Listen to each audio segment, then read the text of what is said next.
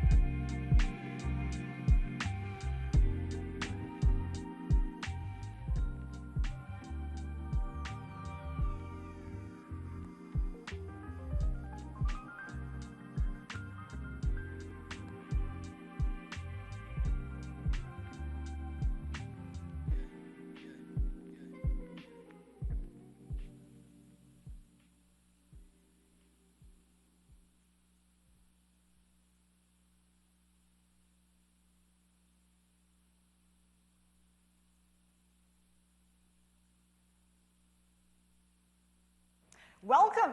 We are live. City. I'm Annalena. And I'm Romain Bostic, live on Bloomberg. This is the UN Town Hall, the next Secretary General, presented by the President of the General Assembly of the United Nations. To start, here's the President of the UN General Assembly, Annalena Baerbock. Ladies and gentlemen, dear world citizens, I greet you from the United Nations General Assembly Hall in New York, the heart of multilateralism.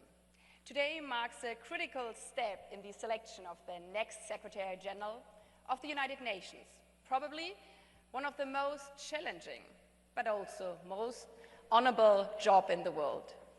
The person we choose will not only be the face of this house of humanity, but also its custodian. She or he will stand up for the United Nations Charter and all its three pillars: peace and security, sustainable development, and human rights. In a time of unprecedented challenges, yet also new opportunities.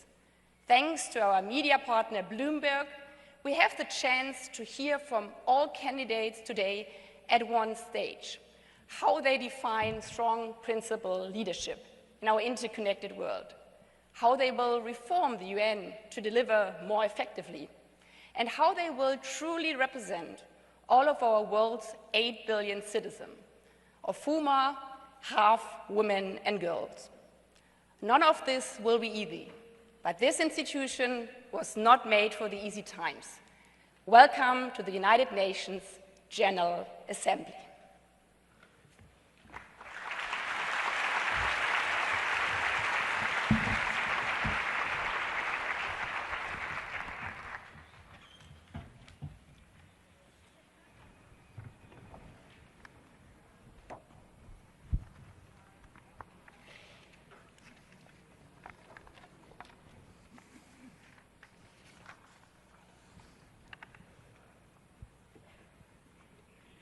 Good evening.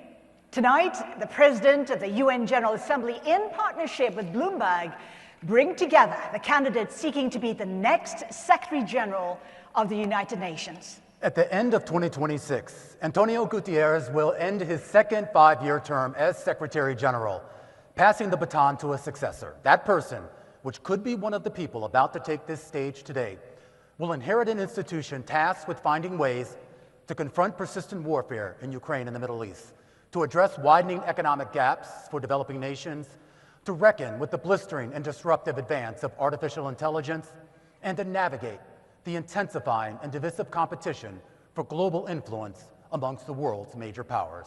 Yet, the UN's mission extends beyond responding to crises. Every day it works to promote peace and security, advance sustainable development, defend human rights, and deliver humanitarian assistance to millions of people around the world. The next Secretary General will take office at a moment when global challenges are becoming more interconnected, even as international cooperation is becoming more difficult. The Secretary General commands no armies. It writes no laws. The office, it depends on diplomacy, persuasion, and the ability to bring together 193 member states to find common ground on the world's most pressing challenges.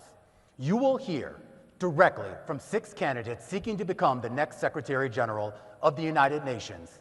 They will share their vision for leading one of the world's most historic institutions into a future of profound change.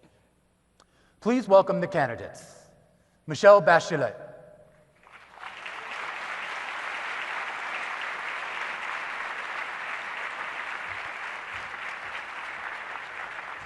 Maria Fernanda Espinosa. Rafael Mariano Grossi. Rebecca Greenspan, Carolyn Rodriguez Burkett, Macky Sall. Welcome to all the candidates.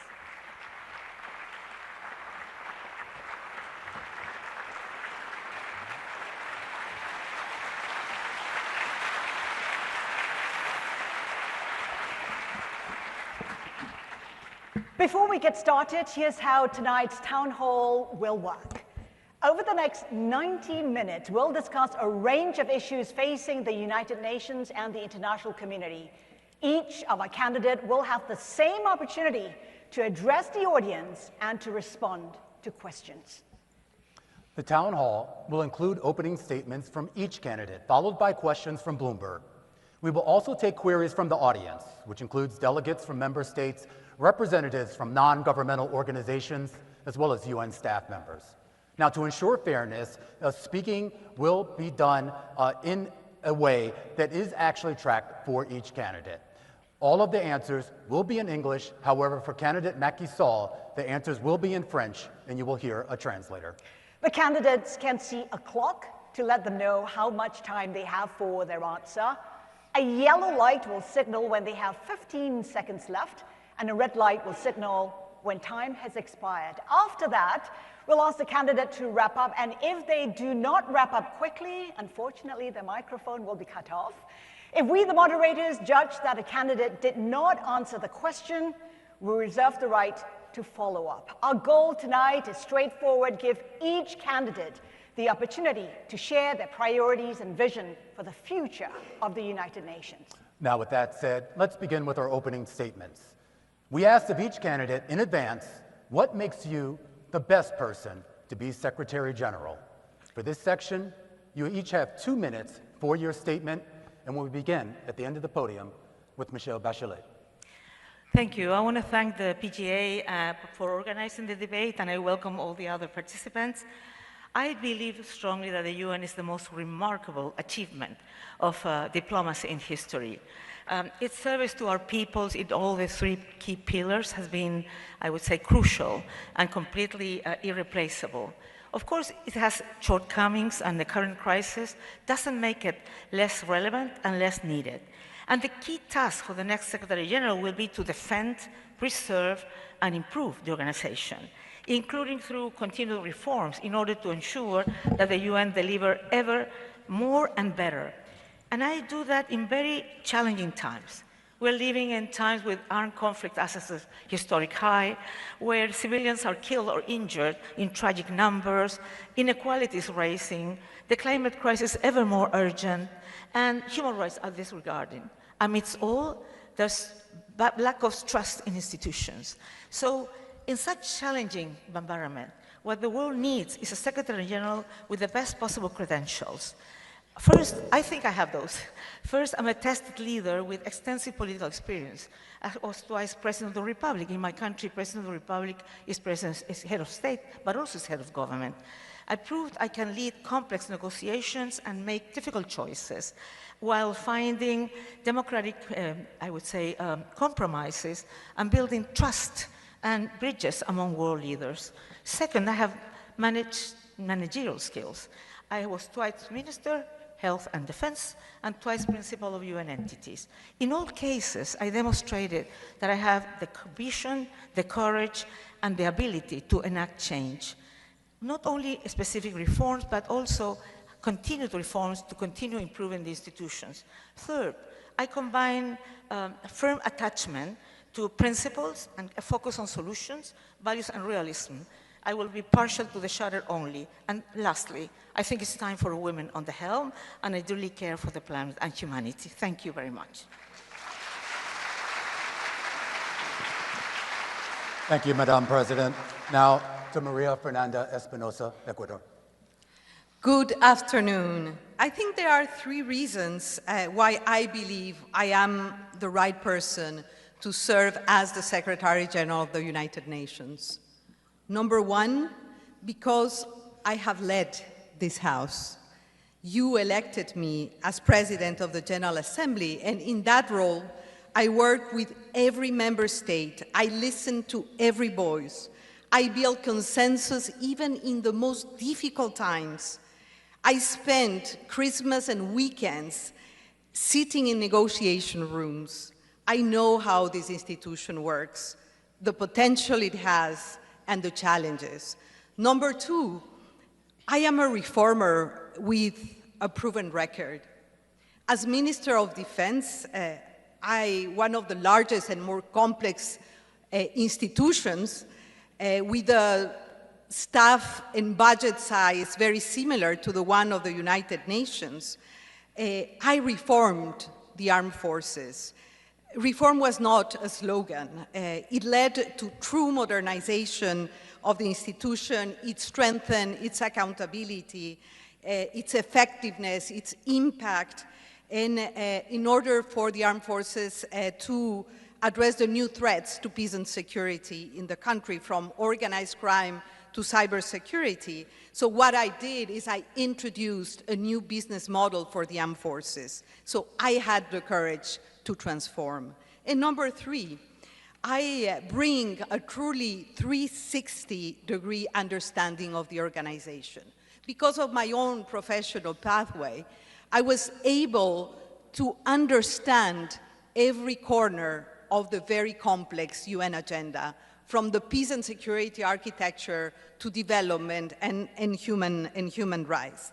So I know very well what is the great potential of this organization, what are the obstacles, and I'm ready to face those. I think the United Nations needs a Secretary General who can unite member states, deliver reform credibly, and restore confidence in the institution. And of course, I am prepared to make that contribution to the organization. Thank you. Thank you, Minister Espinosa. Next, we go to Rafael Mariano Grossi, Argentina. Thank you very much. Good evening, everybody. The coming selection of the next Secretary General could arguably be one of the most consequential in the 8 years of history of this great institution.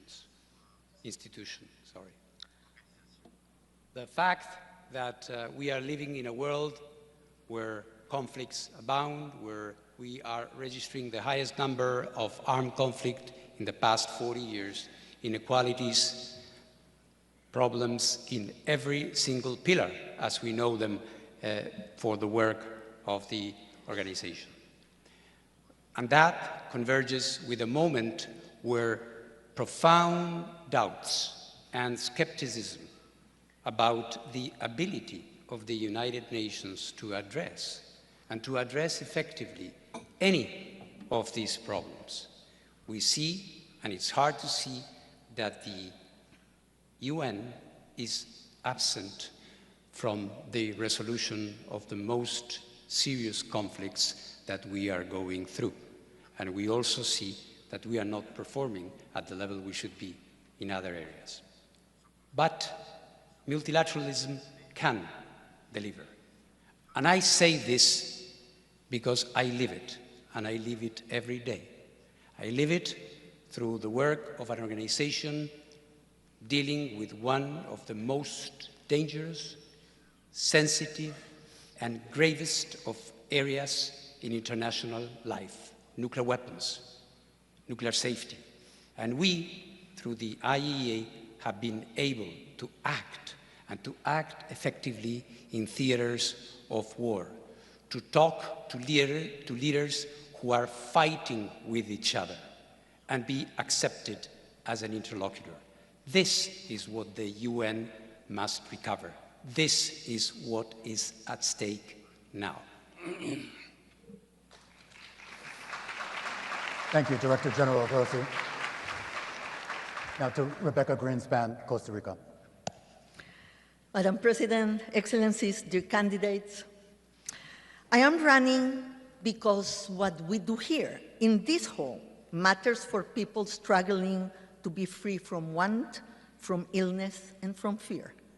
Because we, nations large and small, can uphold the Charter as our anchor in a turbulent world. Because we see drones cross boundaries that troops never did. Because we see the price of bread rise due to conflict far away. And because people are losing trust in the capacity of this organization to deliver peace in a more dangerous, more complex world. I am running to give them real solutions and honest answers. Excellencies, it is for the Security Council and member states to decide who is the best person to lead this task. But here is what I bring. I bring integrity, impartiality, and transparency. I've led organizations in and out the UN.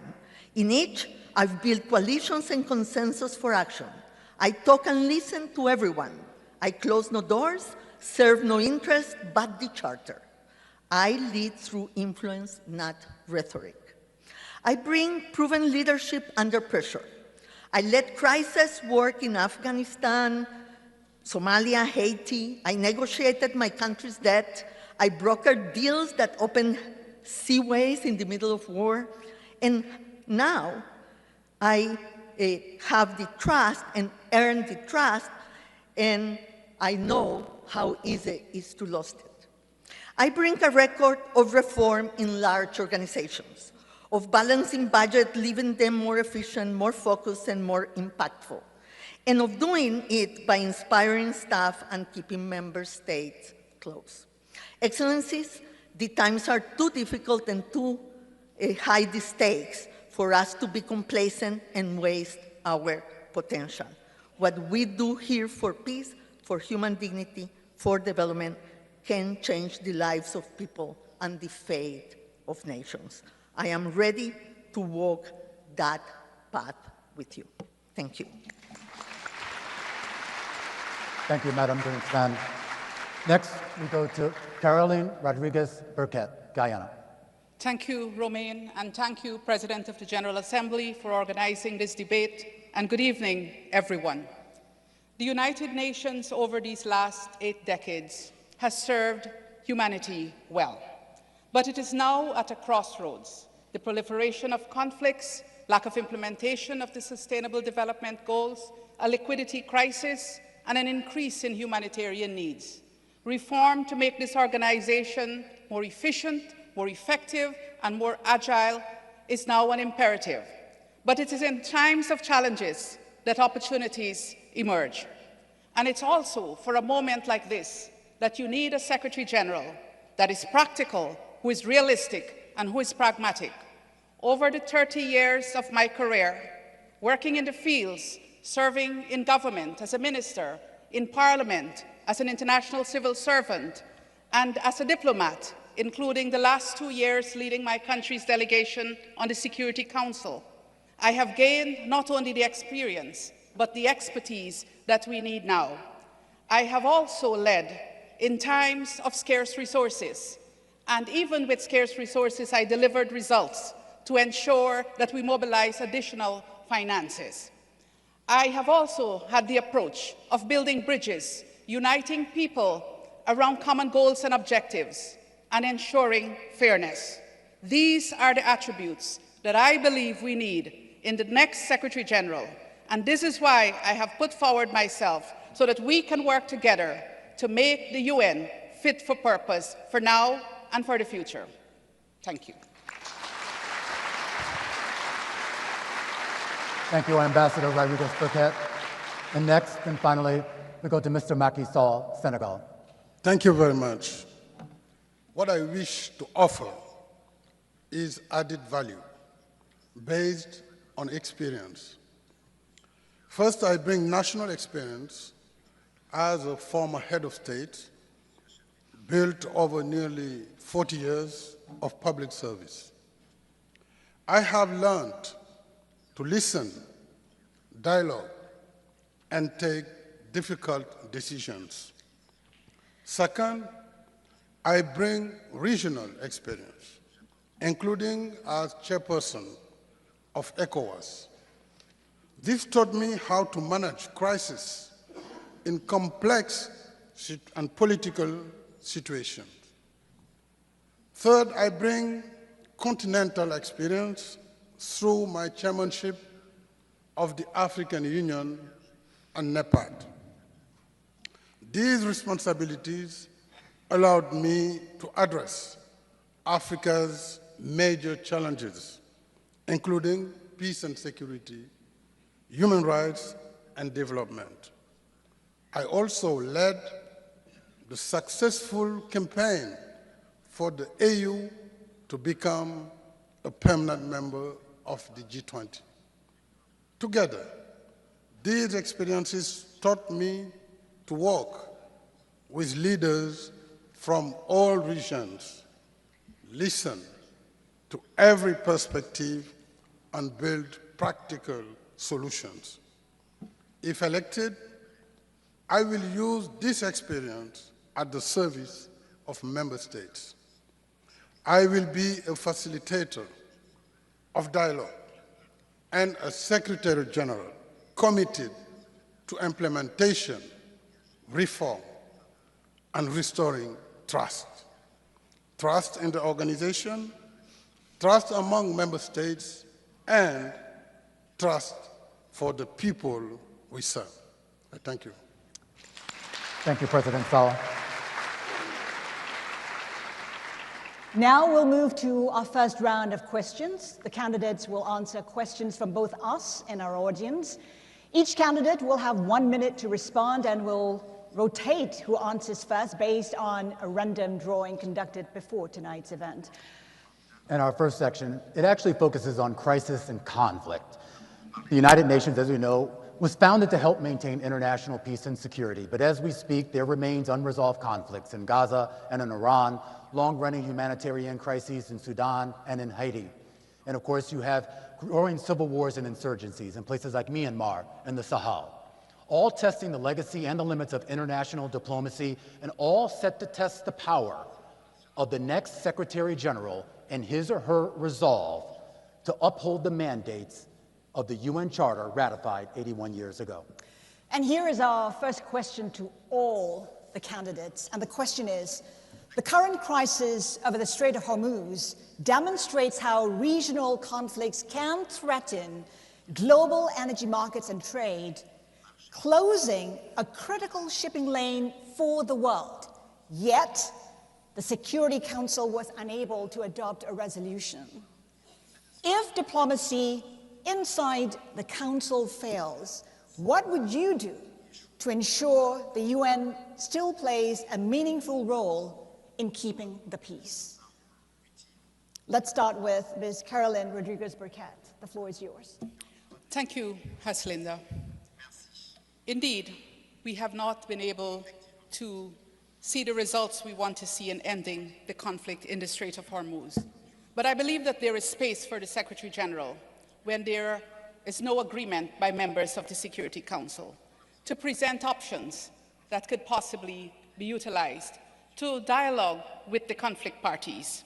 I'm not oblivious to the geopolitical situation, but one thing the Secretary General does not have the luxury of doing, and that is not trying.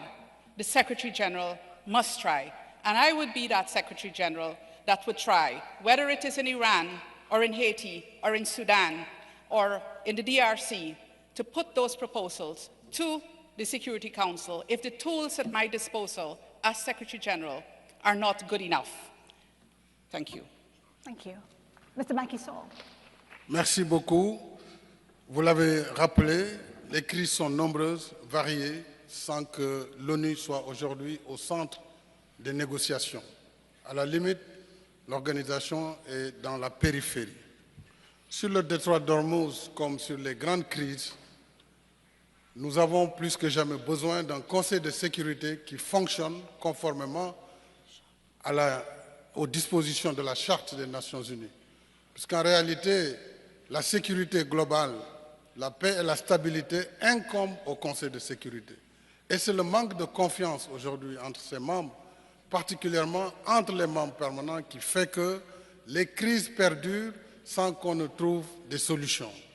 En tant que secrétaire général, la valeur ajoutée que je pourrais faire, c'est de parler à tous, même dans des périodes de tensions difficiles, et de créer les couloirs de dialogue nécessaires pour que l'héritage qui est le nôtre, qui est de préserver un monde sûr, soit assumé par notre organisation. Donc dialoguer avec tous, parler avec tous pour rétablir le dialogue et rétablir les ponts de communication. Rebecca Greenspan. Thank you.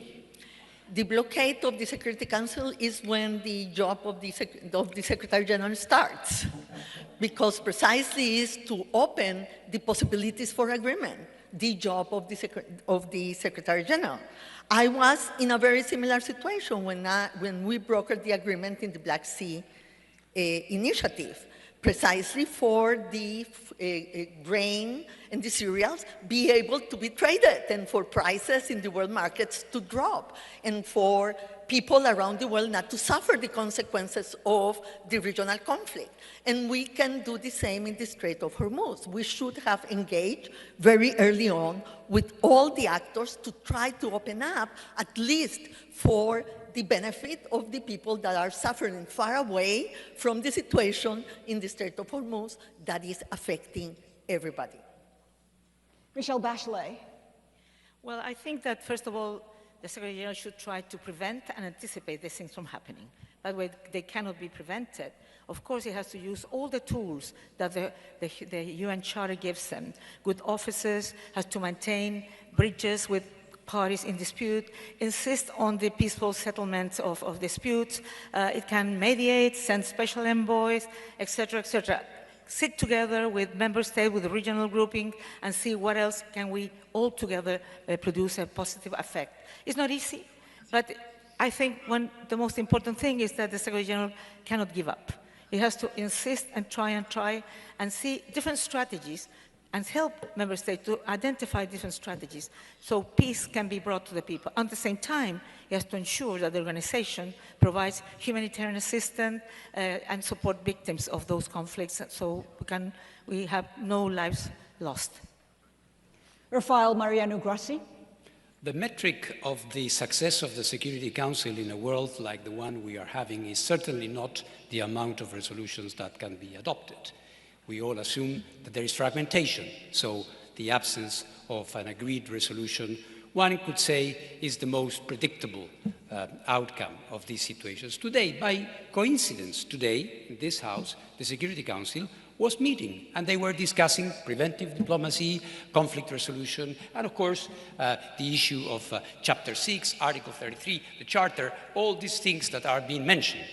The issue, then, is not that we do not agree that the Secretary General has a role to play in those circumstances. The issue is to have the Secretary General that is really able to do that, to be impartial. Impartiality is one of the most difficult traits of the job of the Secretary General, which is not indifference, it is having the ability to put forward concrete solutions, to listen, not to condemn, to be there to solve a problem. Maria Fernanda Espinosa. Well, I think the conflict that you described shows us the current nature of conflicts. They are regional, they have spillover effects, and I think that the UN should mobilize the muscle of the UN to look at the spillover effects and support countries that are sometimes thousands of miles away because of the increase in energy prices, in food prices, the disruption of supply chains. So that is a role for the Secretary General. And the second role is, as my colleagues have stated clearly, persistence, being an honest broker, not just claim that you are impartial, but be perceived as an impartial, honest broker by the member states. There is always space for the Secretary General to operate as an honest broker. And of course, a Secretary General has to be persistent and physically present where she is needed. Ms. Espinosa, we thank you so much for that. Now, staying in the area of crisis and conflict, we have a separate question for each candidate. Again, the order is based on a random drawing. This is the first question, and it goes to Michelle Bachelet. Gaza has tested the limits of UN influence. The organization can document suffering and call for action, but it cannot compel the parties to change course. As Secretary General, what would you do when UN influence collapses like for Gaza and moral authority is not enough? Well, I believe moral authority is always needed. And you always need to speak out on the issues where violation of human rights have been, or where the violation of international law and humanitarian law is there. But of course, you have to insist on finding ways to put people together, to identify strategies that maybe are not perfect, but you can convince parties to go after that, So I think the Secretary General needs to be always open to possibilities, needs to be working with member states to identify in which way the Secretary General and the Secretariat can support the discussion that will be inside the member state. But also I feel you have not discussed that, but I think the General Assembly can also play an important role. Unity for Peace has been an important possibility when the Security Council has been deadlocked. So I think the Secretary General has to find all the possible options to try to make a difference. I just want to follow up, Ms. Bachelet. I mean, you built your career on moral authority. But when it comes to Gaza, obviously moral authority didn't work. It needed action. In your view, what's the mechanism, what tool could you use to change the outcome? Well, the thing is that there is the Article 99 that you can use and bring to the Security Council and to the General Assembly an issue that you feel can go in the wrong direction. But it depends on the moment and the context, because if you're talking about something that is already there, the Article 99 won't be the best. But you have to use all the possibilities. You have to go into the field. You have to work with the people there. You have to have presence, and you have to find which are the possibility of getting allies that can help to produce a change. Thank you. Mr. Macky-Sall, this question is for you. The UN Charter gives the Secretary General very little formal power, but enormous moral authority.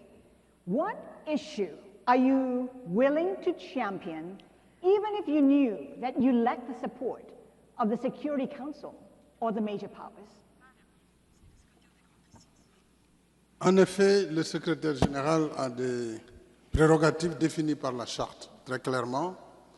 Parmi ces prérogatives figure ce rôle de facilitateur, mais également ce rôle d'alerteur, un alerteur précoce qui peut travailler aussi plus souvent dans la diplomatie préventive et quiet diplomatie, mais également qui doit pouvoir, avec toute l'autorité requise, parler aux principaux belligérants, surtout lorsqu'il s'agit des membres permanents du Conseil de sécurité.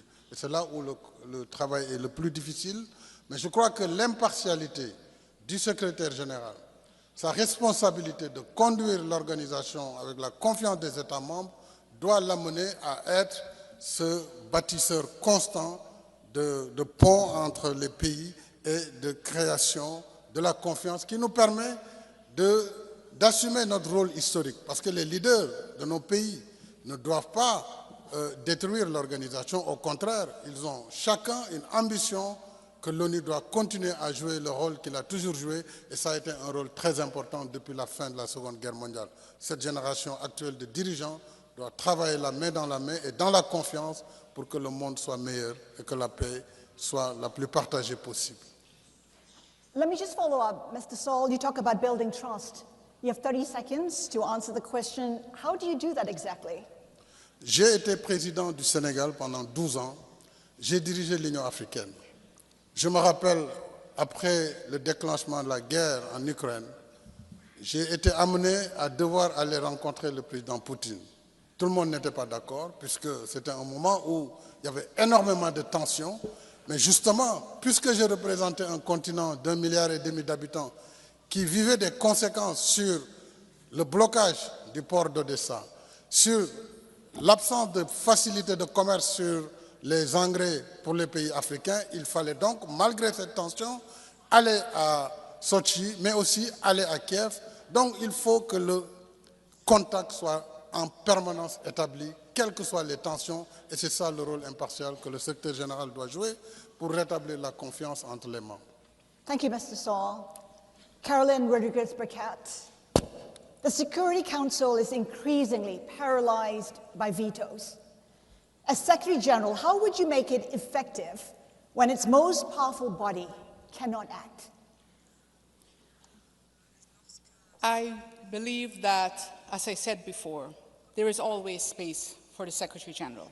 I've served on the Security Council, and I have seen in times when the Security Council could not act, when certain members or groups of members had different views on issues, when the Secretary General, this current Secretary General, was able to act. I would want to follow in that same path, because you bring neutrality as Secretary General. You bring a lack of motive only to help the vulnerable and those that are in need of the UN's assistance. And so I think I would capitalize on that neutrality, capitalize on the tools at my disposal, but also on the footprint that the UN has on the ground, that we could receive all the information that we need to make certain proposals to the Security Council. And the Security Council might not act today, but it might act next week, based on the Secretary General's recommendation. Would you take action without Council authorization if it means preventing a crisis? The Secretary General, yes, the Secretary General is the Chief Administrative Officer of the organization, but there are certain tools at the disposal of the Secretary General: mediation, good offices, appointing special representatives. There are certain things that you can do. Of course, there are times when that might not be enough, and you would have to depend on the Security Council. But if, for example, a veto is going to bring immense suffering, then I will want to speak with that member state to let them know what the consequences of that will be. Maria Fernanda Espinosa, this question is for you. Your vision calls for the breaking down of traditional silos and treating today's challenges in a more integrated way. When it comes to climate change, which is increasingly fueling conflict, migration, food insecurity, and humanitarian crises, how would you reorganize the United Nations so climate is treated as a cross-cutting challenge rather than simply an environmental issue? Well, thanks for this question. I have thought a lot about that. If we only think that there are more than 14 ASGs in this House dealing with climate change and not working necessarily together, climate change, I think it's not the problem, it's a symptom of a lack of harmony between our consumption and production patterns, our footprint, and the impact it has. You said well, climate change and climate shocks fuel conflict. What we are suffering is, I think, a crisis of implementation. We have the knowledge, we have the technologies, we have the agreements, we're very close to meeting for the 31 times in COPs, and yet emissions continue to grow. And yet small island developing states and coastal communities continue to suffer. I would say implementation, a cross-cutting approach, and support to member states so they build better resilience and better adaptation. All this comes with resources, enough access to finance, access to technologies, and institutional capacity. I would like to support countries to deliver on their climate commitments, bringing the House together. You talk about breaking silos. Which silo would you break first? Well, the connection between the development silos within the system, the connection also between conflict and climate, and the work that the Security Council does, but also the silo on human rights. I think both the three pillars should come together when we deal with one of the most, with the deepest existential threats to humanity and to the planet, which is climate change. Thank you. The next question is for Mr. Rafael Grossi, and it comes from a UN member state representative. Thank you very much. I am Katri Lõhmus, the Deputy Permanent Representative of Estonia to the United Nations. And my question is, what are the concrete first steps you would take as a Secretary General in a situation when a permanent member of the Security Council wages a war of aggression against another member state? Thank you. Thank you very much. I think the first thing that the Secretary General has to do, if I may, regardless of the fact that it is a permanent member or not a permanent member, any member of the United States triggering a war or using aggression is serious enough for the Secretary General to step in. And what we need to do is to restore this credibility of the UN as a valid interlocutor, and then use the tools at hand, which are many. Which tool in particular would you go for first? Secretary General must use all the tools that the Charter mentions, and this means, first of all, talking and listening. Second of all, tackling a conflict from a realist perspective, which means that nice words won't do. We have to look at the roots of the conflict. We have to know why a country took the most gravest decision of all in international relations, which is the use of force, a decision that does not come lightly. So we need to understand that, and we need to understand, of course, the victim of that aggression, and provide for solutions that are viable. This question is for Rebecca Greenspan again. It comes from a UN NGO representative. I am Kabin Doumbia, representing Appui Solidaire pour le renforcement de l'aide au développement, NGO Astrad Mali. And my question is, across many regions, particularly the Sahel, conflicts are increasing. Driven by the impact of climate change, environmental degradation, food insecurity, and forced displacement. What concrete action will you take to train preventive diplomacy and ensure that climate security, local and community peace building become central pillars of the United Nations peace and security agenda? Thank you. Can you help me on the first part of the question, because I couldn't understand? Basically being asked how you would ensure that civil society, especially local organizations, are meaningfully involved in these efforts.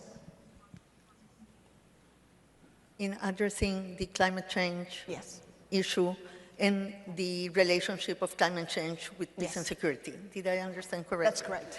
Yeah, thank you. Thank you very much. I'm sorry the sound was not very, very good. First of all, I really believe that climate is becoming an issue of peace and security. You know, most of the displacements that we are seeing today from people are because of climate issues.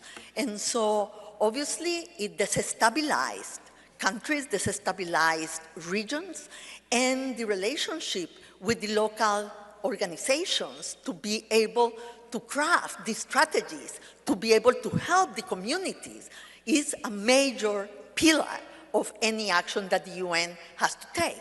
I have said very clearly, you know, the UN is unique, but it's not alone.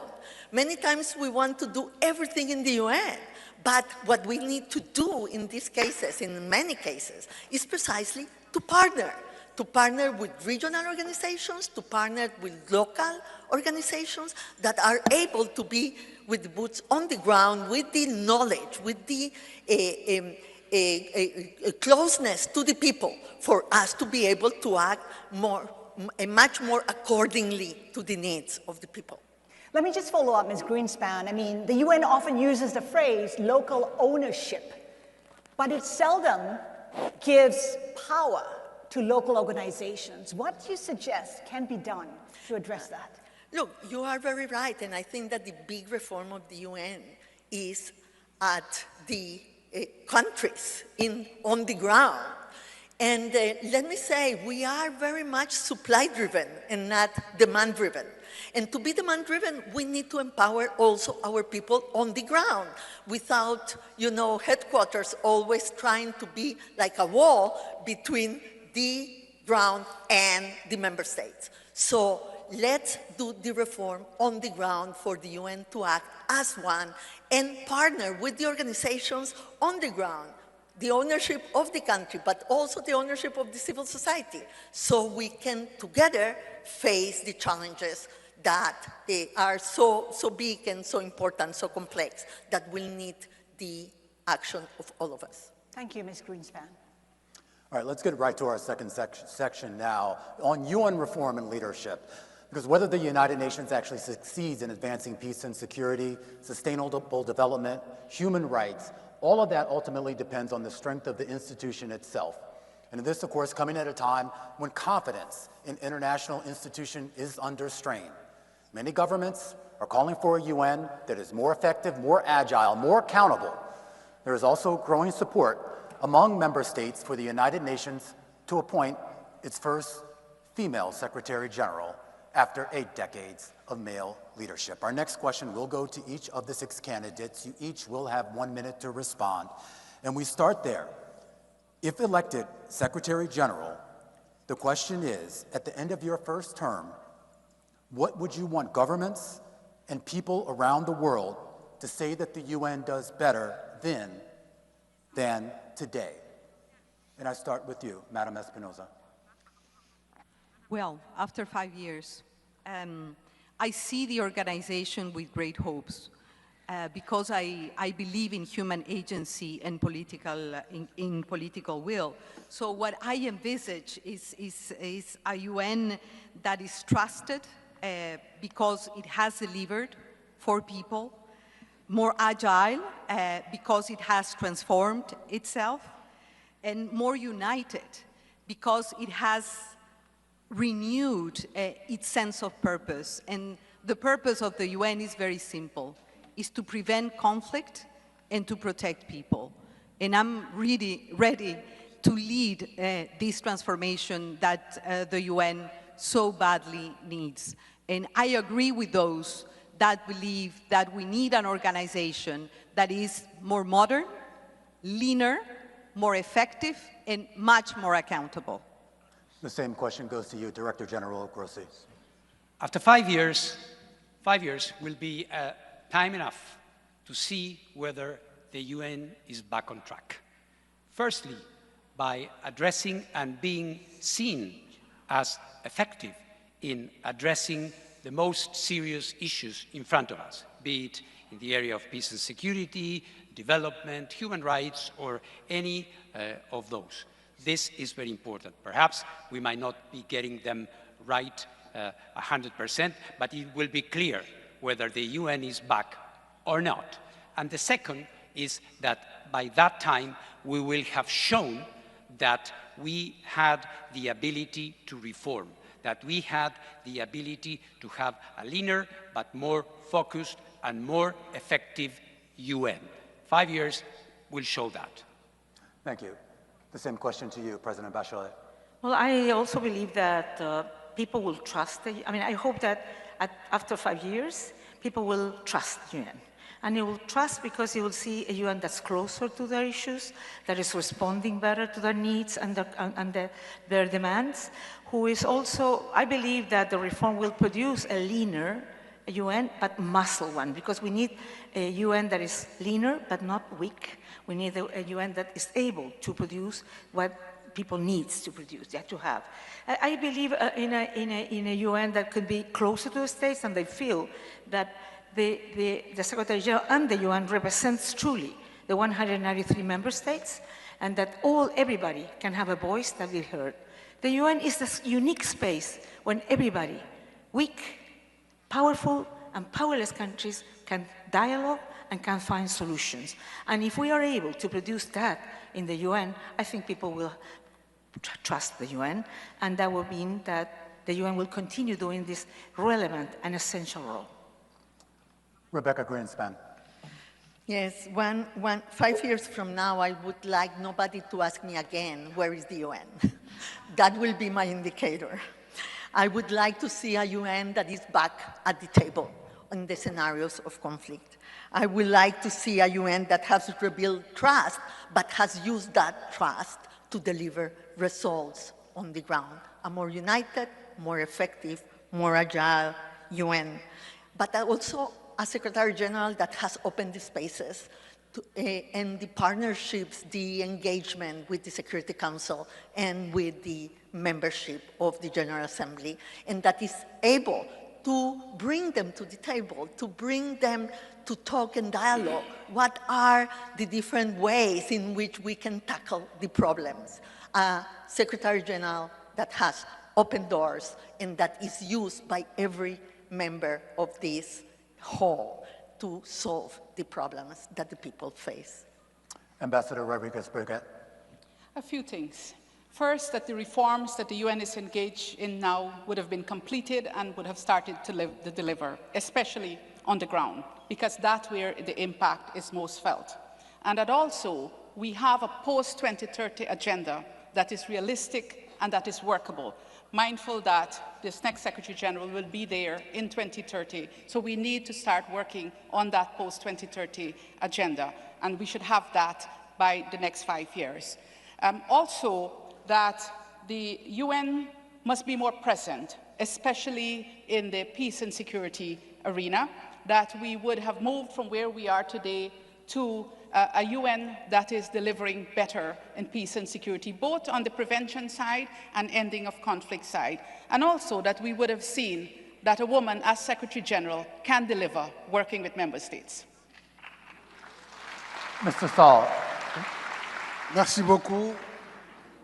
Au terme de mon mandat, si j'ai la confiance des États, je voudrais laisser une ONU confiante, une ONU efficace, une ONU qui aura réussi sa transformation digitale, profitant des bienfaits de l'intelligence artificielle, mais surtout une ONU réformée tant au niveau du secrétariat qu'au niveau des États membres. Parce qu'en réalité, sans les États membres, quelle que soit la volonté du secrétaire général, les réformes seront timides. Au niveau des États membres, il nous faut réinterroger nos méthodes de travail. Nous avons 40 000 mandats aujourd'hui qui ont été activés dans les différentes instances de l'organisation. Plus de 27 000 réunions annuelles. Alors, l'impact doit être prouvé. Et c'est cette réforme des méthodes de travail qui devra nous permettre d'arriver à l'efficacité, mais aussi une meilleure harmonie entre les différents services de l'organisation. Et je voudrais, pour terminer sur ce point, prendre l'analogie de l'orgue, qui est un instrument musical très important, qui utilise des tuyaux, mais chaque tuyau émet un son qui peut être grave, qui peut être aigu, qui peut être cristalline, une note cristalline. Mais il faut un orguiste, quelqu'un qui sait mettre en harmonie ces différents instruments. Nos organisations, avec les différents services, doivent avoir un organisateur de cette harmonie. Et si l'ONU devait être un orgue, je crois pouvoir avoir la capacité de donner une belle partition au nom des peuples que nous représentons. Thank you. Mr. Grossi, there is definitely a difference between influence and authority. The Secretary General often has influence through the power of persuasion. Can you give this audience an example of where you have used your influence over authority to get what is necessary?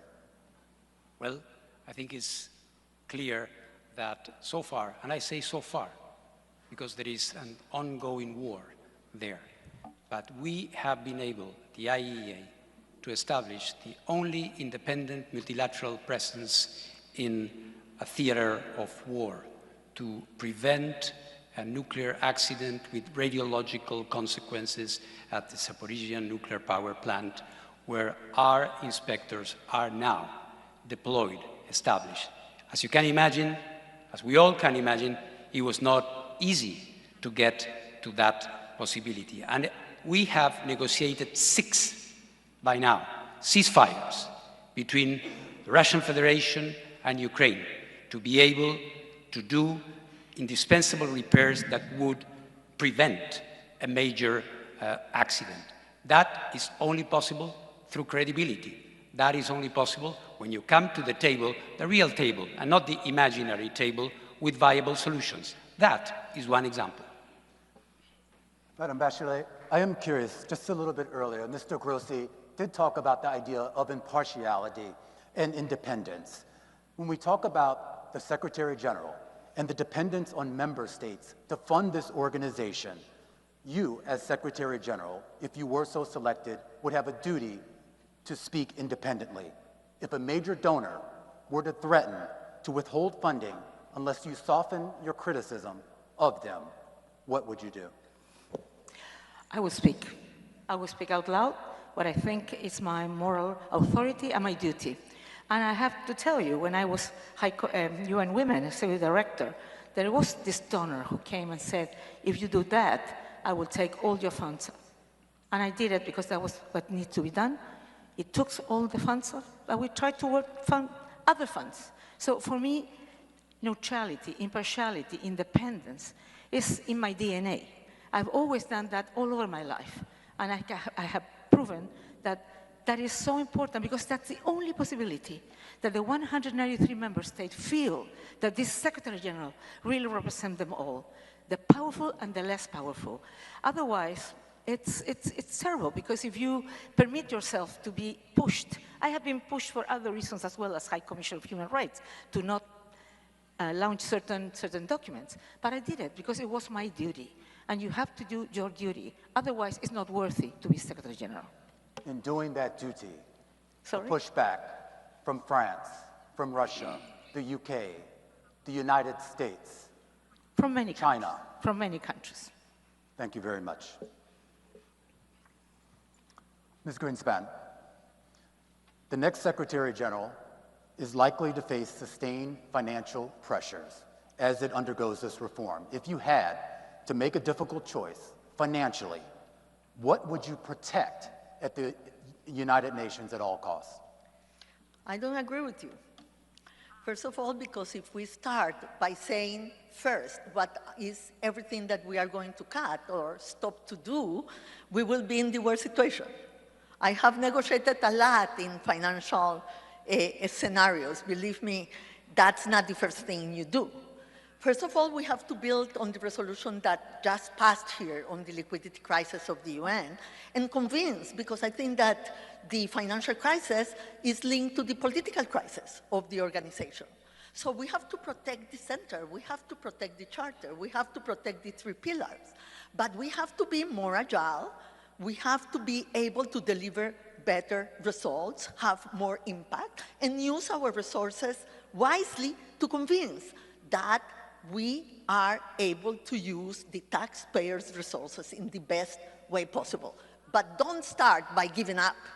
That will be a bad strategy. But even when many of those resources are being withheld, the amount of arrears right now to the UN, particularly by the United States, is unprecedented. Absolutely. I understand that. And believe me, I know the numbers.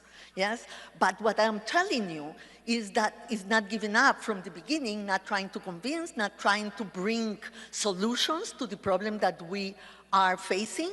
And I think that part of it is try to have a stable financial path for the UN. When you don't know what you are counting on, you cannot be strategic and you cannot do your job. So I think that next year is a good year to have a package that will bring back a stable financial perspective for the UN. President Sall, you have used the word trust several times here tonight. How would you actually preserve your independence in the face of the P5 without losing trust of either the Security Council or the people that you are going to represent? J'ai déjà prouvé par mes responsabilités antérieures mon indépendance. Mon indépendance qui a consisté dans ma diplomatie à dire qu'il n'y a pas d'exclusivité, qu'il n'y a pas non plus d'exclusion. Le dialogue, pour moi, s'impose avec tout le monde. Et aujourd'hui, cette crise de liquidité, en réalité, elle met en sourdine une crise de confiance. Et le prétexte, c'est la réforme. Donc, j'ouvrirai vraiment open book les comptes de l'organisation.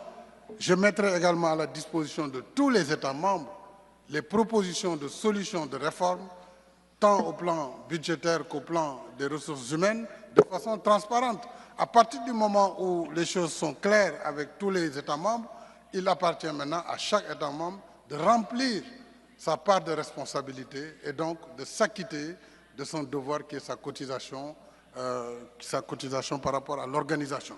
Mais le premier acte, c'est rebâtir la confiance et ça va être l'élément le plus important, je crois, dans le travail du futur secrétaire général. We now want to go back out to the audience for 2 questions, and the first one will be for Maria Fernanda Espinosa, coming from a UN member state representative. Thank you. I am Ambassador Kalilu Ibrahim Tutangi, Deputy Permanent Representative of the Republic of Sierra Leone to the United Nations. As Secretary General, what specific UN Security Council reform would you champion? How would you engage in building the consensus to make it happen? Thank you. Well, thank you, Excellency, for the question. I think that the Security Council needs to improve its working methods and needs to be more effective. There were a few months ago, there was a special session looking at implementation of the resolutions of the Security Council, and there were many options discussed there, which I fully support. Basically elevating the role of the Secretary General as an intelligence provider, as an honest broker, as scenario building, as providing options to the service of the Security Council members. Now, regarding the reform of the Security Council, we should not only focus on numbers, but we should focus on effectiveness and impact. With regard to the role of the Secretary General regarding the reform, the Secretary General has to provide prime secretariat support for a process that is in the hands of member states. I led, as President of the General Assembly, the IGN work, the intergovernmental negotiations on Security Council reform, which have been going on for a long time, and I think it's a debt that the system has. It's mandated also by the Pact of the Future. The role of the Secretary General should be to provide all the Secretariat support, encourage member states, but of course the reform process is entirely in the hands of member states. Would you support adding a sixth permanent member to the Security Council, particularly from Africa? There is no role for the Secretary General to support any particular position. There are many positions regarding the composition of the Security Council. My role would be to provide the advice, the Secretariat support, and if called and requested, operate as an honest broker within the House and among the members of the Security Council. Our next audience question will go to Caroline Rodriguez-Burkett, and it's coming from a member of the UN staff. Good evening. My name is Feng Qi, and I work at the UN Secretariat here in New York. My question for you is, should you select it as the next Secretary General, how would you approach UN reform to strengthen staff morale, to improve managerial efficiency, and to ensure accountability across all levels of the organization? Thank you. Thank you for your question, and thank you for your work as a staff of the United Nations. First of all, we have already started in the Secretariat the reform to make it more efficient and more effective. And as Secretary General, I will continue that work to make, using technology, for example, to make it more effective. But a Secretary General is as strong as the team around her, and an organization is as strong as the people who work for it. And what I've heard in my consultations with member states, they would like to see the staff of the Secretariat look like the world it represents. And so certainly looking at the unrepresented and underrepresented countries will be a priority. I understand that change brings trepidation, and as we go through this reform, that will be very much present there. But I hope that I can be a motivator as well of staff as we work to deliver better. Thank you, Ambassador. Now we'll turn to our final section, global challenges and opportunities. The defining challenges of the next decade, artificial intelligence, climate change, pandemics, migration, and economic fragmentation are reshaping the world faster than governments and international institutions can adapt. They transcend borders, blur the boundaries between peace and security, sustainable development, and human rights, and require new forms of international cooperation. Our final opening question is for all candidates. Each will have 1 minute to respond. The United Nations was created to bring governments together. Today, many of the world's most consequential decisions are not made by governments, but by private companies. What role should the Secretary General play in shaping the actions of powerful private actors who increasingly influence global security, development, and human rights? Mr. Macky Sall, we start with you. Merci beaucoup. C'est un sujet très important puisqu'il concerne l'un des piliers les plus importants, c'est le pilier développement. Et on ne peut pas parler de développement aujourd'hui et de financement du développement, parler de prospérité partagée, sans changer le paradigme du développement. Il nous faut aujourd'hui créer l'opportunité d'élargir cette prospérité au niveau mondial. Ça veut dire qu'il faut réformer d'abord l'architecture financière internationale. Le seul financement public, on le sait, ne suffit pas pour apporter des réponses appropriées. J'engagerai des concertations et même un dialogue global avec les États membres, les institutions de Bretton Woods, les IFIs, c'est-à-dire les institutions financières internationales, mais surtout le secteur privé, la société civile et la philanthropie. C'est en combinant l'ensemble de ces acteurs pour avoir une nouvelle facilité d'accès à l'ensemble des pays pour créer les conditions d'une prospérité partagée que nous aurons un monde plus sûr, un monde plus prospère, mais une prospérité partagée pour tous. Donc le secteur privé aura un rôle capital pour avoir du blinded finance pour cela. Thank you. Michelle Bachelet. Well, I believe that the Secretary General has to be a convener. Talking about the different challenges you mentioned a lot of different ones, artificial intelligence, climate change, etc., and that the UN is a very unique place that to convene all stakeholders, for example, of course, governments, but also private sector, academia, person who develops technologies in the case of the artificial intelligence, to try to identify which are the ones that needs to have a rule governance, a global governance, but on the same time to develop what we call a smart mix of measures that can on one hand give rules, clear rules to everyone, that everyone, governments, but also the private sector has to follow, but at the same time to boost innovation and the capacity of the private sector to continue advancing in many of these essential issues. So I think the Secretary General has been in the past, and can be a very important convener because it can sit together all the people who are involved in this. Rebecca Greenspan. Yes, thank you. I think that this is a very good question to refer to what many call now polylateralism. That is multi-stakeholderism. That is that you have to bring the actors in the areas where you want to influence.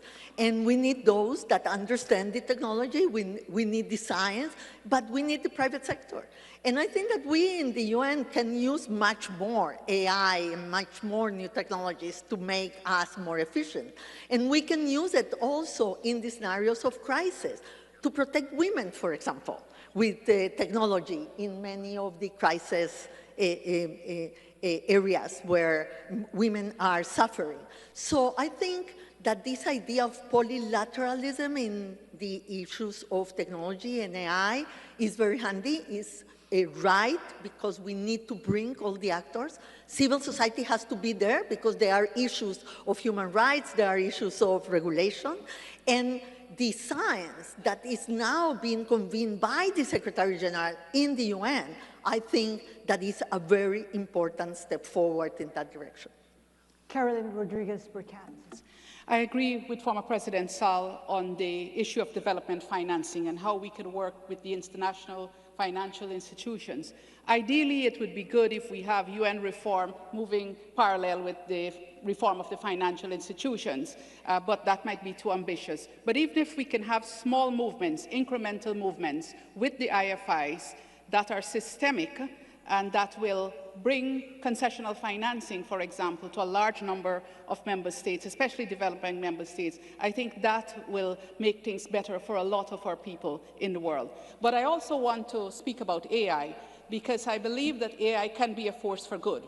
But young people are concerned that AI will take their jobs, will kill their creativity. And so this UN, the wisdom of the 193, I believe, can come together to have an AI governance framework that can balance innovation and not stifle creativity, and at the same time, the concerns of our people. Maria Fernanda Espinosa. Well, I think the UN and the Secretary General is equipped to convene, to partner, to advocate, and that's exactly what we need in the world of today. You asked about the role of the private sector, and I think this is absolutely critical, because that's where we see innovation, we see jobs, we see resources, and that's what developing countries need right now. They need investment, they need access to capital, they need technologies, they need opportunity, and that's exactly what the UN should help provide. I would also like to refer to the importance of artificial intelligence. There is a revolution happening in front of our eyes, and we have seen the UN already convene a few days ago in Geneva. The UN being a convener, but ensuring that AI is used for good, and that the source code of all the new technologies is human dignity. So we should share the opportunities, but also share the risk and work on them together. The UN is very well positioned on that. And again— Please wrap it up, Ms. Espinosa. Excuse me? Please wrap it up. Oh, well, I was going to say that we need to come to grips on how to better integrate the power of the private sector to work together hand in hand with the UN. This is very important, understanding, of course, very clearly that this organization is an intergovernmental organization. The same goes for civil society. The self-evidence of what the question has, the role of the private sector, must be understood in the UN, and apart from general assertions, we must see where we need to understand that. Of course, in the area of development, this is quite clear. Official development assistance is diminishing at dramatic pace, and we need to recognize that. We need to recognize how we do development assistance in a way that will allow capital investment, enabling measures to set foot and to allow this role of the private sector to be really efficient. So that requires an understanding that certain top-down approaches, sometimes ideological approaches, are not working in the area which has been recognized by my colleagues here of artificial intelligence. Coming from a technical organization like the IAEA, we are very much aware of that. Here, neither starry-eyed optimism nor unjustified fears, just the right approach, which is not a top-down thing. Yes, the UN is looking at it, but some others are doing it. Just a few days ago, a new international organization has been set up to deal with that. So this means— Mr. Grossi, please wrap it up. This means that there are different approaches. Thank you. Now, staying in the area of global challenges and opportunities, we have a separate question for each candidate. Ms. Greenspan, we'll start with you, and it's on trade. Trade is increasingly being shaped by geopolitics rather than economics. Tariffs, export controls, and shifting supply chains are becoming tools of national security. What role should the Secretary General play in preventing economic fragmentation from becoming a source of global instability? Thank you very much. Let me start to say from the beginning that in a multipolar world, if we don't have multilateralism, we will walk towards fragmentation. Multipolarity with multilateralism is what will give us the promise of inclusion and prosperity for all. So let's not see this as two different things. They are the same thing. Geoeconomics had a lot of space at the beginning of the century, yes? But now it's true. Geoeconomics and geopolitics are two sides of the same coin. You know that I come from a trade organization. I believe in trade. I believe in trade for small and medium-sized countries to be able to benefit from the global economy. And I think that multilateralism has to be put forward precisely to avoid fragmentation. Fragmentation will happen if multilateralism doesn't step up. Just to follow up very quickly, powerful states weaponize trade. What mechanisms can be put in place to shift that behavior? Well, but let me tell you, if you look at the numbers of trade last year, trade was much more resilient than all of us predicted. And why? Because we have regional trade. Regionalism is back. Integration, different agreements between groups of countries are setting the rules of the game for them, even if at the global level, trade is being weaponized. So those are resilient instruments that countries have used to make trade still an instrument for growth and prosperity. Thank you. Mr. Grossi, this question is for you. Artificial intelligence is changing warfare as rapidly as it's changing commerce.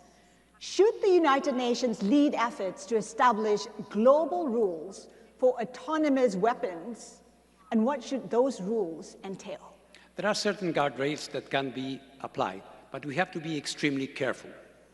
Some people say that we need an IAEA for AI, because here you have an international organization that deals with a very sensitive technology and has been doing it right.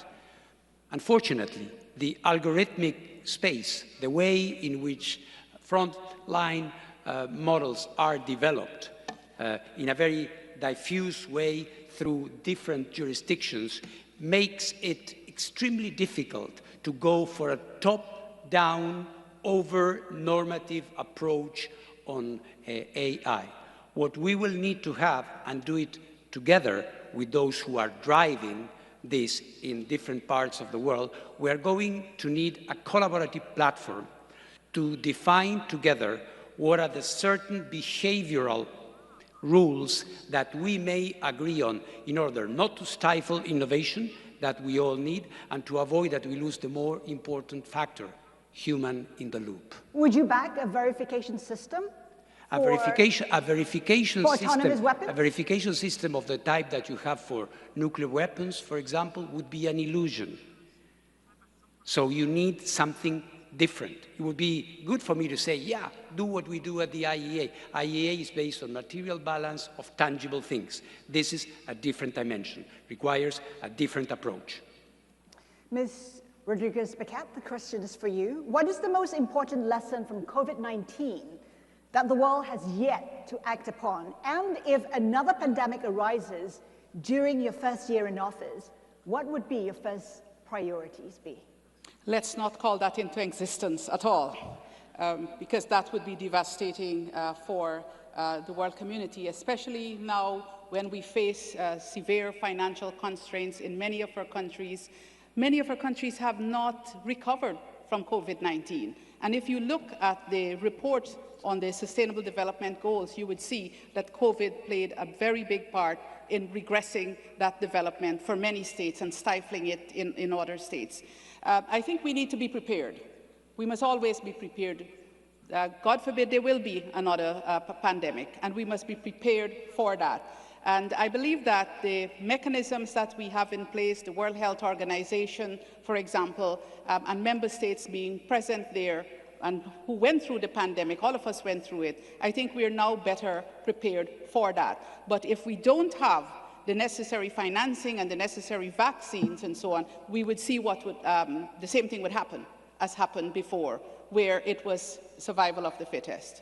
So what would you do? I mean, if wealthy nations were to hoard vaccines, what would you do? The Secretary General would have to use her voice. But apart from that, you will need to have the cooperation of all member states for us to address this. And this General Assembly discusses the pandemic ever so often, but I believe in the wisdom of our combined 193 member states as well. And we have seen what the pandemic has caused before, and I don't think that we want that to happen again. Ms. Espinosa, this question is for you. At a time of fiscal pressure and competing priorities, how would you convince wealthier nations that financing climate adaptation is an investment in global stability rather than simply foreign aid?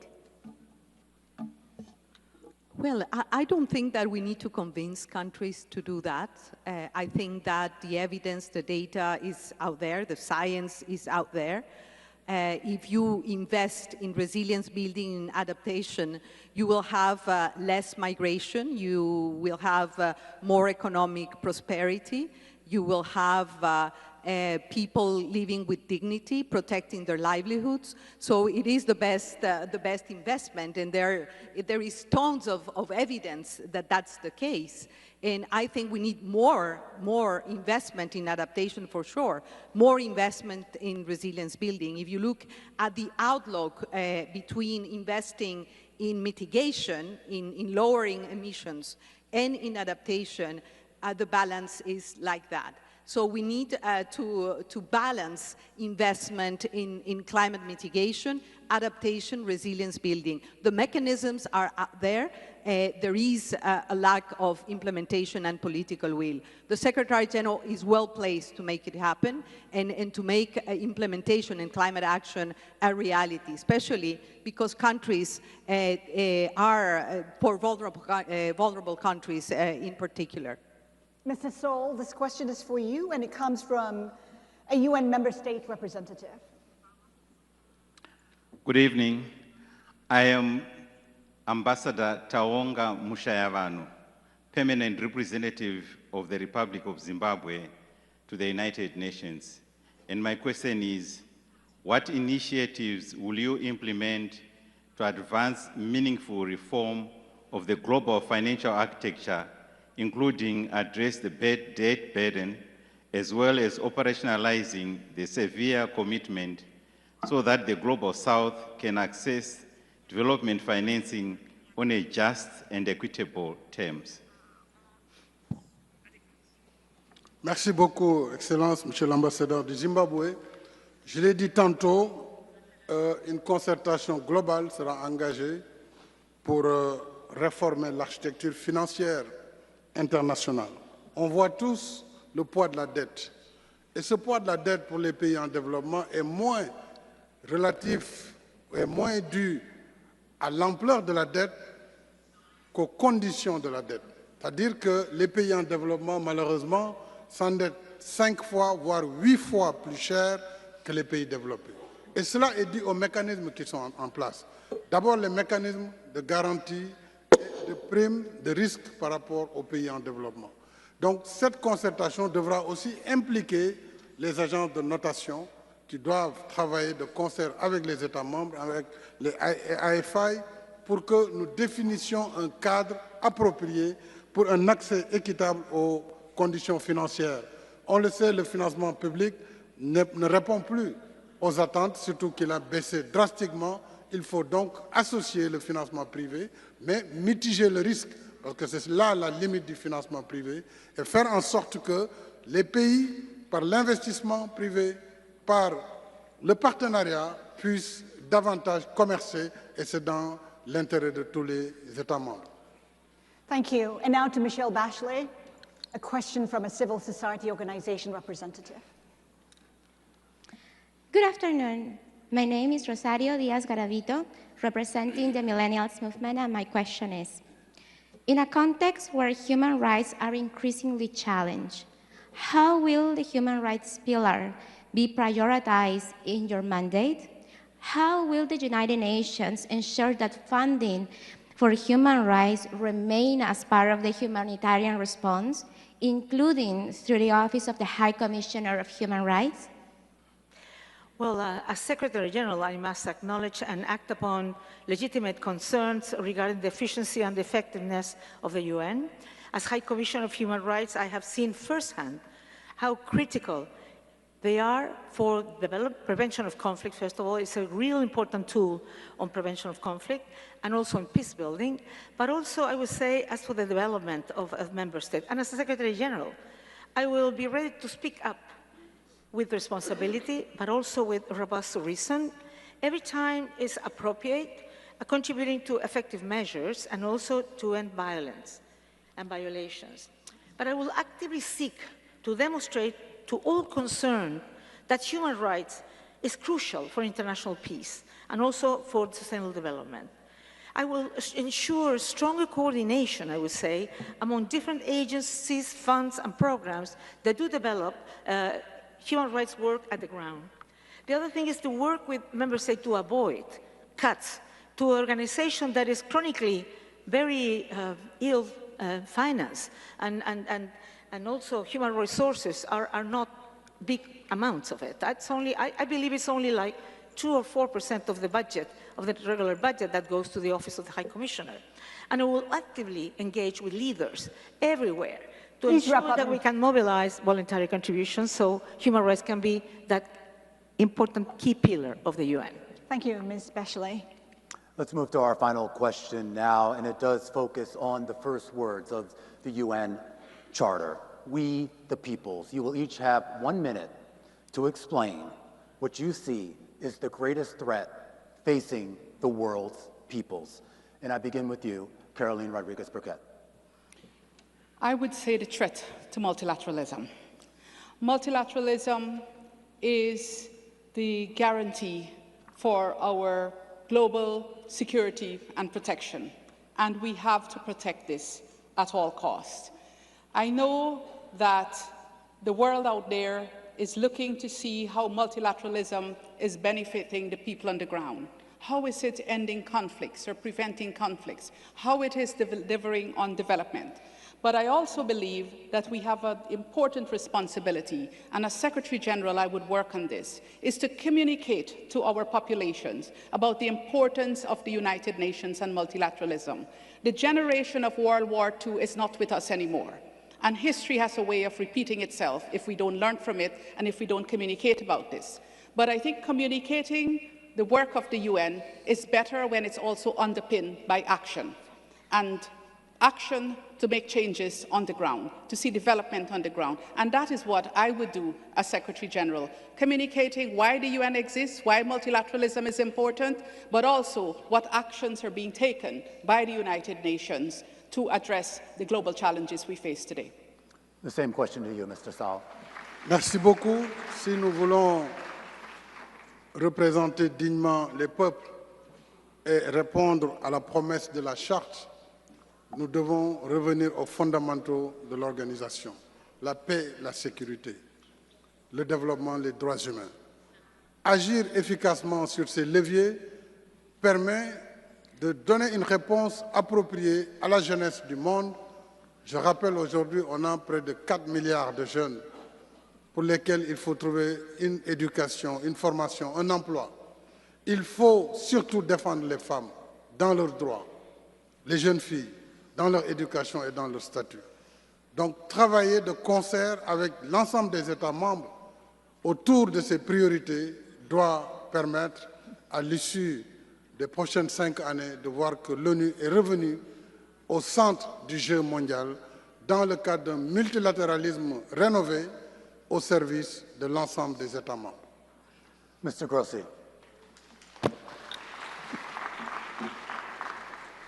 A grave threat is that the current fragmentation we have been talking about, and upon which I think we all coincide, puts us in a point beyond convergence, beyond believing that in spite of all these differences, there are still common denominators.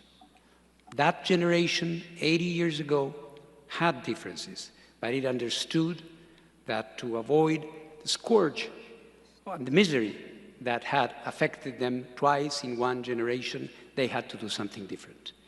We are in a difficult position now, and it is not impossible that we will reach the point that cancelling out each other will be the rule. And for that, there is still one UN. Let's not forget that. Ms. Greenspan. I think that the main challenge for we the people is the belief that might is right, is the weakening of international law and humanitarian law, is the erosion of the belief what founded this organization, that was the great powers thought that they needed restraint.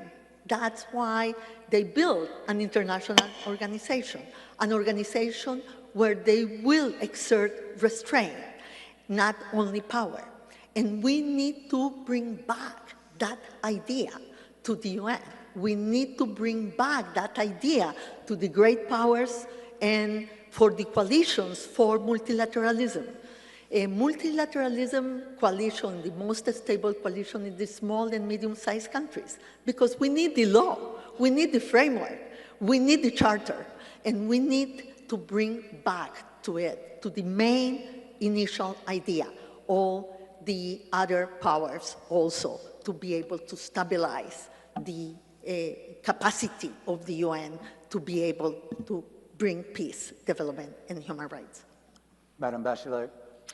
Well, I think that there are many threats, because it's different the threat that can have a country today in the Gulf, that families and young people in Africa where they have no jobs, or where there are extremist groups that are trying to recruit them. But I believe that the kind of challenges that the world is facing today are global challenges. So nobody's going to solve them themselves. So when there is polarization, fragmentation, intends to weaken the international community, that is really a problem. So that's why, as all of them, as I already said, we need a strong multilateralism. We need a UN that's agile, efficient, effective, transparent, accountable, and that takes in seriously all the different challenges that young people have, that women have, because peace is essential, but there will be no peace and security if there's no development. There will be no peace and security if there are no human rights. We need to work strongly on all of them to be able that people feel that this UN is really responding to what they need. The greatest threat facing the world's people, to you, Maria Fernanda Espinosa. Well, allow me to start with a quote. Elie Wiesel, a Nobel Peace Prize, said that the opposite of love is not hate, it is indifference. And I am afraid of that, of indifference, especially understanding that nearly half of humanity is under 30 today. And yet the institutions that are shaping their future and their present are still designed, led, and governed by previous generations.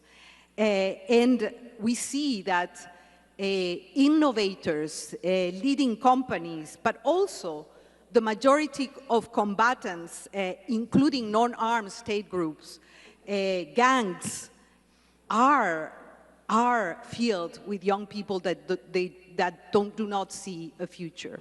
So my other keyword would be trust. We need to regain trust in international law, in the UN Charter, in the role of the UN, in the importance of cooperation and collective action. And for that, I think that as Secretary Generals, potential, all of us, and hopefully me, our responsibility is to make the UN relevant again, to deliver, to touch the hearts and souls of people on the ground, to serve people on the ground, and not to confuse activity with impact, and to build an organization that is more accountable to the people it serves. That is my commitment. Thank you, Minister. Well, tonight you've heard from the 6 candidates seeking to become the next Secretary General of the United Nations. You've had their ideas and conflict and diplomacy, responding to emerging technologies and addressing the global challenges that increasingly transcend national borders.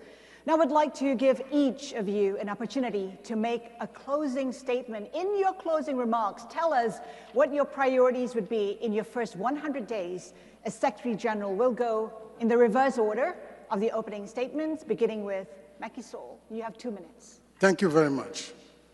My immediate action will be to build a strong team based on competence, diversity, and balanced geographical representation. I will work on 3 main priorities. First, I will strengthen the UN's capacity on peace and security through preventive diplomacy, early warning, mediation, good offices, and closer cooperation with regional organizations, particularly on peace operations. Second, I will initiate an operational review of its structures and mandates to improve the organization's efficiency and impact. I will launch consultations with member states on reform, including the UNAT initiative. I will also work with member states to address the UN's liquidity crisis while improving accountability and transparency. Third, I will keep human rights and development at the heart of the global agenda. I will begin consultations on the post-2030 agenda with member states, the Bretton Woods institutions, IFIs, the private sector, civil society, and philanthropy. I will promote development financing based more on investment, trade, and partnerships while improving developing countries' access to capital market, knowledge, and innovation. In my first 100 days, I want to restore trust and put the UN on a path to become more agile, more effective, and ready to listen, act, and bring people together. Thank you. Carolyn Rodriguez-Burkett. The first order of business, obviously, will be deploying my senior team. And of course, it will be geographically balanced. Firstly, of course, competence, but geographical balance and gender balance. And then I'll focus on 5 things. First, it's reform, advancing the reform of the Secretariat, which will be under my authority. But another aspect of that reform is providing the member states with the neutral information that they need to make the structural reforms, because that reform is in the hands of member states. Secondly, it will be on conflict resolution and prevention. And there I would look how the tools at the disposal of the Secretary General, be it mediation or the good offices, can be used or can be better used, and start deploying those. Thirdly, the humanitarian situation. We have a really terrible humanitarian situation, and some work has already been done in trying to improve that. But I would want to advance that, looking at what are the impediments, political, logistical, and how we can deliver better. And thirdly, addressing the unrepresented and underrepresented countries. I will have to commence that, because that came up from a lot of member states in the interactive dialogue. And so I would want to start work on that. And commencing discussions with the international financial institutions. As I mentioned before, even small steps that are systemic, that can bring relief to countries, especially when it comes to concessional financing, would make a huge difference, even as we work for greater reforms. But I want to do that in partnership, not from a pedestal speaking to the IFIs, but working in partnership and, of course, with member states. We have the multidimensional vulnerability index, and work has already started on going beyond GDP. But how do we use the MVI, for example, to work on concessional financing for the most vulnerable countries? And I would do all of this, working in close collaboration with member states, given my commitment to be close to member states, being accessible to member states in a very systematic way and not in an ad hoc fashion. I believe that's realistic for the first 100 days. Rebecca Greenspan. Yeah, momentum is set on day 1. So in my first 100 days, I will return peacemaking to the heart of the organization. I will restore trust in the UN as a convener and establish a good officer support unit in the Executive Office of the Secretary General, a small, agile team operating at the highest political level. I will engage from my first day in office with all member states, the Security Council, and the parties to conflict. On peacekeeping, we need an integrated planning structure for peace security. One-size-fits-all tools no longer work. Pretending otherwise wastes resources and erodes credibility. We must be demand-driven and not supply-driven. Focus on realistic delivery, and we must partner more with regional organizations. Second, UN80 broke important ground. Member states have invested in this process that must not go to waste. But cutting costs is not enough. Without a vision of change, that only will make us weaker. I will reform how incentives work, tackle the behavior that drives duplication and unhealthy competition. And we also have to reform from the top, not only from the bottom. I will build on Resolution 80-270 to put these organizations' finance back on solid footing. Third, rebuild trust. This is the most important ingredient for transformation. As we move from point A to point B, there will be fear, uncertainty, and disruption to the status quo. Not all will be convinced, not all will be eager. I treat communication and credibility as part of mandate delivery. I will engage the public through the formats, language, and platforms that they use. I will embody the change I will bring to this organization. And day by day, recover people's trust in the work that we do. Please wrap up. Thank you very much. 100 days might not be enough to do everything that needs to be done to put the UN back on track. But they will be a very good indication whether we mean business or it's just the same old thing. Statements, speeches, good intentions, we all know that. We've been there before, and it's not going to work. It didn't work before, it will not work now. We will have to have brutal honesty to recognize what we can do. And that will start with a different dialogue, a new deal, if I may use the expression, between the Secretary General and Member States. A new deal between the Secretary General and the Secretariat and the staff, to talk to them, to listen to them, not to sugarcoat problems, but to take care of them. It will need that we look at developmental areas with the wisdom that the new times and the new economic circumstances that we have dwelled upon during this conversation require. But that needs to walk the walk and not simply to talk the talk. When it comes to reform, of course, important. Everybody's a reformer now. Let's see what happens on January 1st. We will have to see and to separate what is within the mandate of the Secretary General, and there, yes, resolution, not wasting time. And for what is in the hands of the membership, to have this honest dialogue, to determine what is the level of our ambition. What do we really want to do with the UN? It is perfectly possible. We shouldn't lose hope. A UN that works, although it sounds incredible, is possible. Maria Fernanda Espinosa. Well, just to recall, 100 days is a little more than 3 months, no?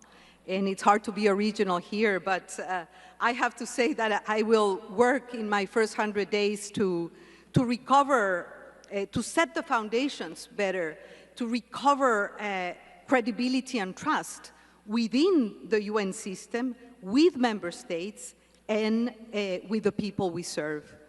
And basically, let me just speak about 3 issues. Number one, it was already mentioned, but it's obvious.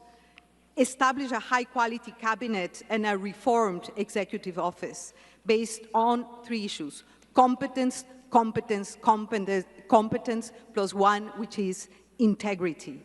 And I really, as Secretary General, need to ensure that my decisions are well informed and timely, and that I'm able to advise and inform member states. Number 2, focus on reform implementation and financial stability. Let me reveal something here.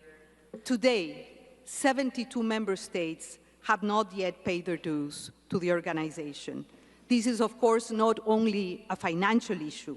I think it is a message that we need to regain trust of member states so they see value for money, so they see that this organization is to become more accountable, more transparent, and more impact-driven.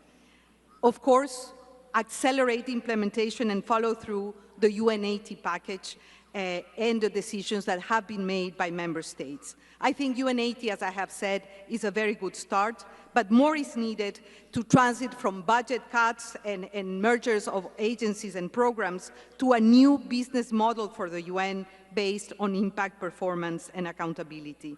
And number three, I will be present and visible where the crises and conflicts are. I will make prevention not a slogan, but an operating principle, a discipline, and I will establish very early a prevention and early action hub to inform member states on time, and I will have the UN machinery ready and active to prevent conflicts. I will be there myself, carrying the UN flag. And Please of wrap course, up, Ms. Espinosa. if I have to talk about crisis, let me close with that. This institution is on crisis. So I will be present here too to restore trust and communication with the staff members of this organization. We need to restore this capacity of dialogue. And basically, what I would do is recover the mandate of this institution in full. Make the UN relevant, prevent conflict, and protect people. Thank you. Michelle Bachelet.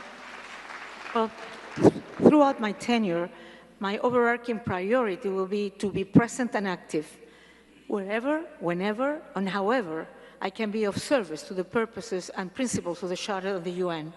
But I always thought, when I was a president, that it's good to get objectives for the first period, because you focus on that and you can accomplish. So in my first 100 days, I will prioritize and accomplish, appoint key senior management officials on the basis of course, prove competence and integrity, but also we need gender and geographical balance.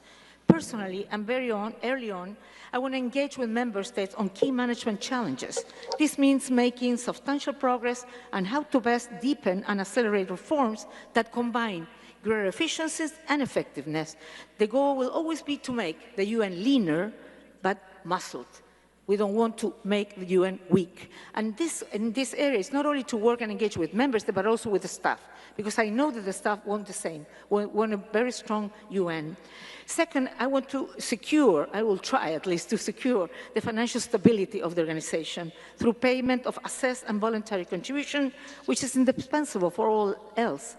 I will review all institutional and financial tools available to the Secretary General under Chapter 6 in order to boost effective action on peacemaking and peace building. I will look very carefully at the recommendations made today at the Security Council. Meanwhile, identify opportunities for enhanced contribution to resolving current conflicts, especially where violations of human rights and international humanitarian law are the gravest and humanitarian needs the greatest. Guided by existing multilateral commitments, start a sustained and result-oriented dialogue with all relevant actors to exponentially increase finance for development and climate action. This is a very condition for robust, long-term sustainable development, and also something that's been absent here, the ensurance of the Agenda 2030. To succeed, I will work in good faith with all those willing to help ensure the UN continues to be the tremendous, powerful force for good it has been for decades. I think millions around the world truly need it. Thank you, Ms. Bachelet. Michelle Bachelet, Maria Fernanda Espinoza, Rafael Mariano Grossi, Rebecca Greenspan, Caroline Rodriguez Burkett, Macky Sall. One of you may be the 10th Secretary General of the United Nations, a Secretary General who will inherit a world more divided, more technologically complex, and yet probably more interconnected than at any point in the UN's 81-year history. But there are going to be a lot of challenges that one of you will have to face as the next leader. And the decisions that the next leader will make over the next several months will have an inordinate impact on the next 81 years of this institution and the ability to be an effective steward for the world's 8 billion people. From all of us at Bloomberg, thank you to the President of the United Nations General Assembly and her team for their partnership in presenting this town hall. And thank you for joining us. Good night.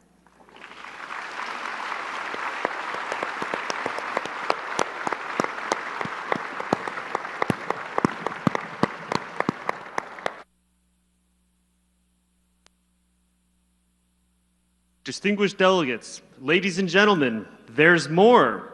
In a few moments, the moderators will begin a town hall discussion to wrap up on Bloomberg Television. Now is the time to answer the poll questions. The QR code is on the screen.